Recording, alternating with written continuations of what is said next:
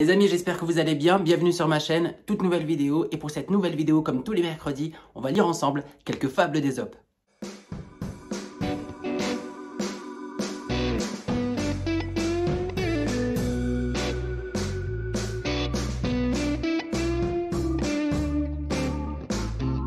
Avant tout, n'hésitez pas à vous abonner à la chaîne si ce n'est pas déjà fait et activer la cloche des notifications pour ne rien louper des prochaines vidéos. C'est toujours sympathique. Et si vous ne savez pas encore qui est Ésope, n'hésitez pas à aller voir la petite vidéo que j'avais fait sur ce sujet juste ici. Vous en saurez un petit peu plus. Aujourd'hui, je pars sur la thématique du lion dans les fables d'Ésope. J'ai repéré 3 histoires qui mettent en scène notre félin. On va les lire ensemble. Mais avant de commencer, un petit mot sur le lion. Cet animal souverain qui règne sur la faune depuis toujours, tel un président à vie. Symbole incontestable d'autorité et de force, il est aussi connu pour être très vulnérable en amour.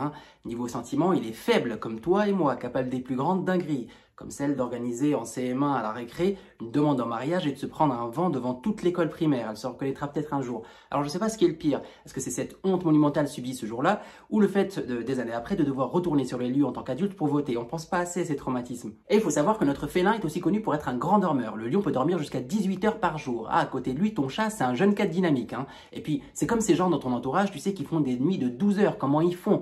Moi, si je dors juste jusqu'à 10 heures, j'ai l'impression que toute l'humanité a pris un train et s'est barrée sans moi. Et pour finir sur le lion et avant de lire nos 3 histoires, on sait aussi que notre félin est connu pour sa puissance, qui lui confère un certain charisme, apprécié même des humains. Alors, on a tous eu ce moment dans notre vie où ça allait pas fort et tu te réfugies dans les documentaires animaliers à travers lesquels tu projettes sur les animaux toutes les personnes qui te fatiguent dans ta vie. Et toi, bien sûr, t'es le lion. Alors, si tu vois pas de quoi je parle, fais juste attention. Si tu vois ton ami à fond dans les reportages sur la survie des lions, prends des nouvelles. Vous l'aurez compris, les lions sont très intéressants. Ça m'étonne pas donc qu'Ésope leur ait consacré quelques fables. Première fable, fable 137, le lion et le renard. Un lion très vieux, incapable d'assurer lui-même sa nourriture, se dit qu'il lui fallait y pourvoir par la ruse. Il alla donc dans une caverne, s'y coucha en faisant le malade, et dévora ainsi chaque animal qui, d'aventure, venait le visiter. Il en avait déjà englouti un grand nombre quand le renard, éventant le piège, s'arrêta à quelque distance et s'informa de sa santé. « Je vais fort mal, dit le lion, mais pourquoi donc n'entres-tu pas ?»« Je serais entré volontiers, répondit le renard, si je ne voyais pas tant de traces mener vers la caverne et aucune en sortir. » Cette histoire elle fait penser à une fois où j'ai fait le renard et je me suis dit un truc. Si à chaque fois que je vais chez mon médecin, il y a toujours du monde dans la salle d'attente, c'est qu'au final, ces traitements, ils sont pas si efficaces que ça. Je dois donc peut-être changer de médecin. Deuxième fable, fable 219, le lion amoureux. Un lion tombé amoureux de la fille d'un laboureur vint la demander en mariage. Ça commence bizarre.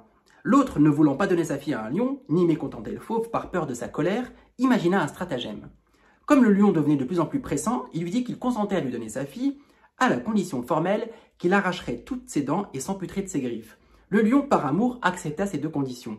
Et le laboureur, n'ayant plus peur de lui, le chassa à coups de bâton dès qu'il se présenta. Alors, morale de l'histoire.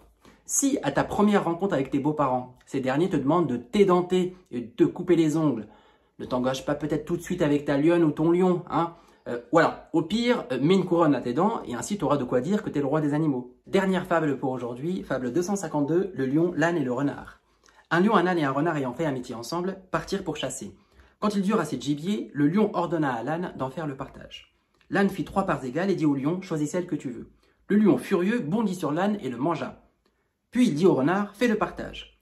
Celui-ci mit en un seul tas la totalité du gibier, à part quelques vétilles qu'il réserva pour lui. Et il dit au lion de choisir. Qui t'a appris à partager ainsi, lui demanda le lion. Le sort de l'âne, répondit le renard. Alors, morale de l'histoire.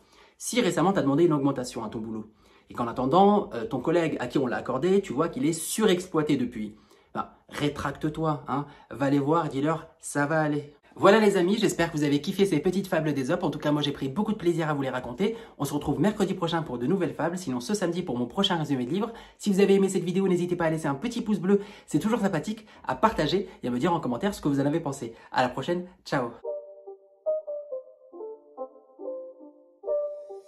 It's not a game, it's a rich thing.